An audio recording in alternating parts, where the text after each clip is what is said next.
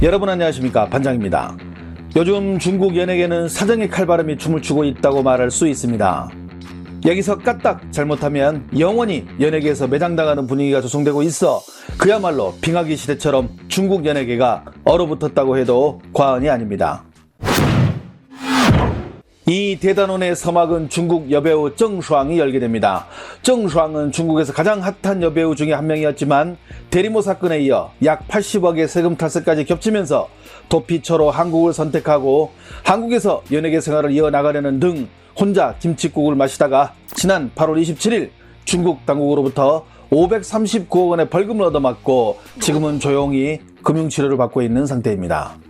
엑소의 전 멤버 오혁범, 크리스는 여기에 기름을 붓게 됩니다. 우리 채널에서 이미 상세한 내용을 다뤘기에 해당 영상을 참고하시면 되겠으며 현재는 판결을 기다리고 있는 상태인데 죄질이 가볍지 않아 최소 10년에서 무기징역 혹은 형장의 이슬로 사라질 수 있다는 예측까지 나오고 있는 상황입니다.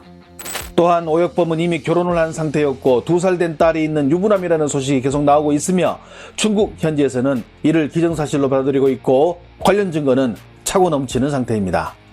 여기에 지난번 우리 채널에서 이미 언급한 이제 막 떠오르던 중국 배우 짱저한은 2018년 야스쿠니 신사에서 그리고 2019년에는 류이순 학살의 주역인 일본의 노기 마레스케가 봉안된 노기 신사에서 열린 친구 결혼식에 참석해 찍은 인증샷을 SNS에 올렸다가 해당 사실이 알려지면서 지금은 은퇴각을 잡고 있는 처지입니다. 이를 통해 우리는 SNS는 개인의 인생사에 전혀 도움이 되지 않는다는 사실을 다시금 알 수 있었습니다. 그런데 짱저한이 소속된 기획사의 대표는 황제의 딸과 소림축구로 잘 알려진 조미인데 그녀는 짱저한을 쉴드 쳐주다가 지금은 더 큰 위기에 처하고 말았으며 현재는 실종설까지 나들고 있는 상태입니다. 조미 또한 과거 전범기가 들어간 옷을 입고 미국에서 열린 패션쇼에 참석한 사실이 알려지면서 친일 행각 논란에 서게 됩니다. 그런데 이번에 중국 당국은 조미를 연예계를 정화시키는 본보기로 삼는 것 같습니다. 먼저 조미가 중국 당국의 눈밖에 난 첫 번째 이유는 2016년 4월 25일 그녀가 발표한 영화 다른 사랑은 없다 때문입니다. 당시 이 영화의 남자 주인공인 대립인은 대만의 독립을 주장한 인물로 중국에서는 반중인사로 찍힌 인물인데 조미는 그와 찍은 사진들을 자신의 SNS에 올리는 등 친밀함을 과시한 것입니다. 여기에 같은 해인 2016년 조미는 호텔 관련 사업을 크게 하는 사업가 남편인 황유롱과 50배가 넘는 레버리지로 대량 매입을 시도하다 중국 증권 감독으로부터 개인 투자자들에게 큰 손실을 입힌 혐의로 향후 5년간 증권시장에 들어오는 것을 금지당하는 처벌을 받게 됩니다. 또한 중국 당국에 찍힌 마윈과 친분이 있던 조미는 알리바바가 홍콩 증시에 상장될 때 대량의 주식을 보유했다는 것까지 알려지면서 중국 현지에서는 지난 8월 27일 조미가 프랑스 보르도 공항에 나타났으며 공항에 도착하자마자 급하게 자동차를 타고 다른 곳으로 옮겼다는 소식이 전해지기도 했습니다. 친일로 시작된 연예개발 광풍에서 사실 중국 당국이나 중국인들도 자유로울 수 없습니다. 지난번 우리 채널에서는 기모노를 입고 다니는 중국의 실상과 중국 내 일본 거리 등을 소개한 적이 있습니다. 그런데 지난 8월 21일 중국 요녕성 대련시에서는 또다시 대규모 일본 거리가 열려 논란입니다. 이 거리 조성에는 290채의 숙박시설 및 온천 등 일본 교토 분위기를 그대로 살리는 데 중점을 두고 2024년까지 우리 돈으로 모두 1조 800억 원이 투입될 예정입니다. 해당 금액의 대부분은 일본 기업들의 자금이며 향후 개점하는 모든 가게의 디자인은 일본풍으로 그리고 가게에서 근무하는 전 직원들 역시 기모노를 입을 예정으로 알려져 있습니다. 대련은 러일 전쟁에서의 승리한 일본이 러시아로부터 리순 지역을 일정 기간 동안에 빌리는 조차지가 됐던 곳이며 대련시에서 50km 떨어진 리순 지역의 경우 1894년 일본군이 이 지역을 점령 후 불과 3일 만에 1만 8천 명을 죽음으로 내몬 곳이기도 합니다. 제정신이 박힌 나라와 도시라면 이런 행정을 할까요? 이스라엘 어디에도 독일 거리는 건립된 바 없습니다. 참혹한 만행이 일어났던 그 지역에서 침략 전쟁으로 목숨을 잃은 선조들을 잊고 이 같은 일을 자행할 자격은 누구에게 있는 것일까요?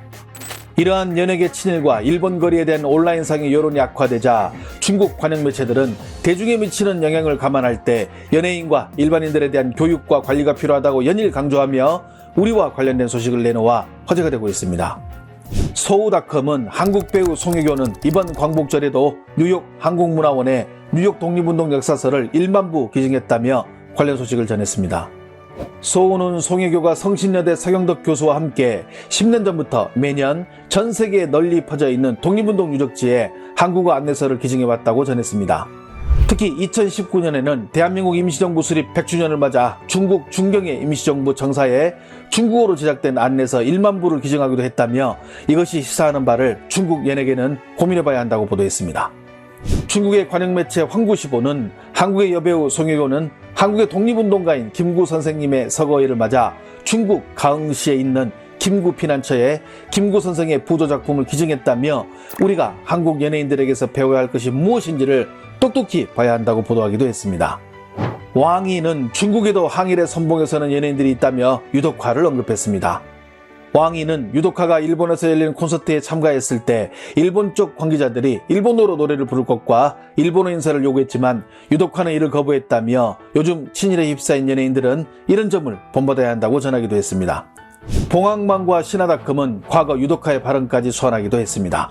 해당 매체들은 유독화가 한국 영화 중에서 가장 감명 깊게 본 영화 중 하나가 바로 명량인데 당시 유독화는 영화를 다 본 후 피가 끓어넘친다며 우리에게 호소한 것들이 있다고 전했습니다. 유독화는 명량을 통해 두려움에 맞서는 용기를 배웠으며 우리 또한 이런 영화들을 통해서 긍정 에너지를 얻어 사회의 부조리함과 역사적 수치 같은 것들을 이겨나가자던 유독화의 과거 발언을 소개하였습니다. 특히 봉황망은 요즘 중국의 연예계에 만연하는 친일의 그림자를 보면 우려스럽다며 중화권을 대표하는 유독화가 항일 소재가 가득한 명량에 대해 인터뷰 중에서 아주 많이, 정말 많이 라는 단어를 연달아 4번씩 사용해가며 해당 영화를 칭찬한 데는 분명 이유가 있다고 전했습니다. 관련 소식을 접한 중국 네티즌들도 다양한 반응들을 내놓았습니다. 보면 한국 연예인들이 중국 배우들보다 더 믿음이나 굳건함이 있어 보여. 조미는 스위스 은행에 평생 써도 못 쓸 돈이 있다고 합니다. 송혜교 씨가 지금처럼 아름답고 착하고 영원히 중국인들 마음속의 여신으로 자리 잡기를 바랍니다. 송혜교가 반이라는 것은 좋은데 문제는 한국의 반중 정서가 반일보다 앞선다는 것은 어떻게 해석하지? 유덕화가 애국하는 모습을 사람들은 정말 배워야 해. 유덕화 형님, 모든 스타들의 모범이자 중국인들의 자랑이십니다. 유덕화의 저런 마음이나 기계를 중국 스타들은 모범으로 삼아야 할 텐데 유덕화가 추천한 이순신 장군은 소수로 다수를 이기는 대표적인 장군. 아시아 제1의 전쟁의 신, 신에게는 아직 12척의 배가 남아있사옵니다 라는 명언을 남긴 분. 한국 올림픽 대표단이 일본에서 숙소에 이순신 장군의 명언을 걸어버렸지. 참 기계 있는 민족이야. 존경스러워. 중국 관영 매체들은 이번에 폭망한 도쿄올림픽을 성공적인 대회라고 치켜세우기 바빴습니다. 그들이 이렇게 하는 이유는 이후에 있을 북경 동계올림픽을 유관중으로 무사히 치르기 위한 사전 작업에 불과합니다. 결국 이렇게 일본 빨아주기에 급급한 결과 연예계와 중국 사회에 번진 친일 논란에 여론이 악화돼 앞에서 소개해드린 일본인 거리는 9월 1일 정부의 지시로 잠시 영업을 멈춘 상태입니다. 하지만 여론이 잠잠해지면 다시 열 모양새를 취하고 있어 아직도 논란의 중심에 있습니다. 대국이라 자칭하는 중국의 초라한 모습을 그대로 보여주는 예라 할 수 있습니다. 시청해주셔서 감사합니다. 행복한 하루 보내시길 바랍니다.